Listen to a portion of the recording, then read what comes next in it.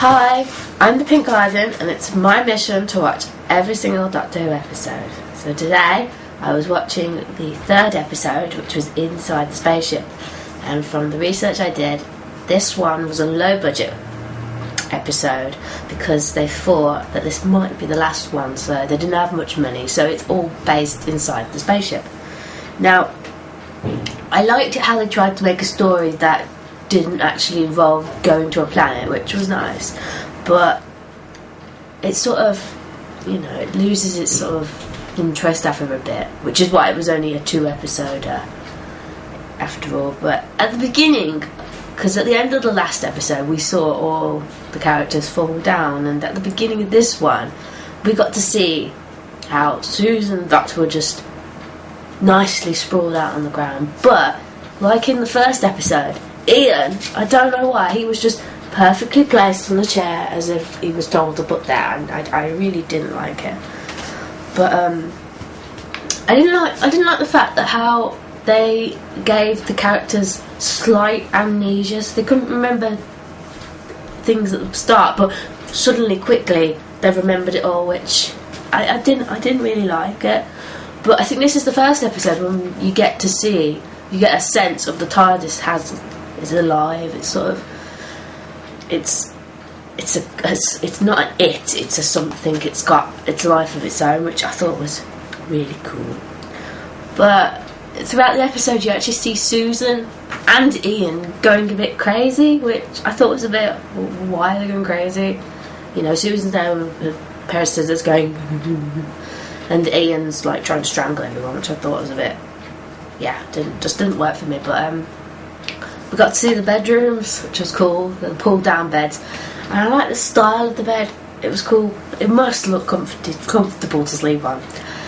And I also liked it that when they were getting the bandage for the Doctor's head, because he cut it, and Susan said that when you put the ointment on, the bandage will change colour, and when the bandage is completely white, the wound's healed. And throughout the 2 episodes you could actually see the bandage changing colour, which I thought was cool. Not many people might not have noticed that, but I noticed it, which I thought was cool. And we got to see the pyjamas. Now, I think Susan's and Barbara's pyjamas were quite nice. They were like sort of black dresses, and it was very nice. And Ian was in a dressing gown, so we got to see some leg action there, which is cool. I like that. But one thing I had a problem with the Doctor in this episode, that he was overly emotional. I could not tell what he was feeling. 1 minute he's angry, next minute he's happy, next thing he's accusing people, next thing he's like, here's a drink that I'm going to drug you with, which was cool. He drugged everybody with a sleeping drug, which was it's cool. But the fact that he started accusing Barbara and Ian outrightly, even though you couldn't see why, I'd understand if they'd like touched the controls and maybe broke something, but it just wasn't working for me then.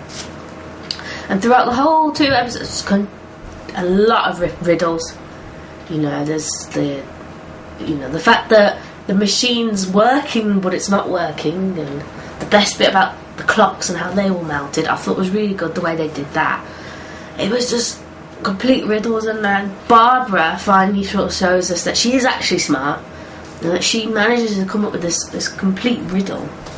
But the Doctor, he's like being mean, then he's being nice, then he's being mean again, and he just won't listen, even though he's based on logic and facts, whereas Barbara was saying, you can't, can you not see we didn't do this, how can you think we did this? So he's very stubborn.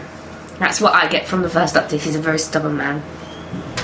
But I liked it near the end, when they thought there was going to be the end, that the Doctor and Ian were trying to protect the girls by not telling them exactly what's going to happen, which I thought was very nice of them. But the girls kind of figured out in the end. But also the use of light when the ship was sort of coming near to the end, I thought was great. Now there was the flashes of light. I think that really worked well. And near the end we got some scientific facts about how a universe would start, so about the atoms whizzing around, which I thought was really, really good. And I just think at the end, though it was funny, it was a bit because it was a spring that was loose in the fast return switch that caused the whole problem, which I thought was quite funny that it was just a little spring, but in the end you're sort of thinking, yeah, that's cool, but why, you know, why create a whole episode that a little spring has caused the problem? Which I thought, yeah.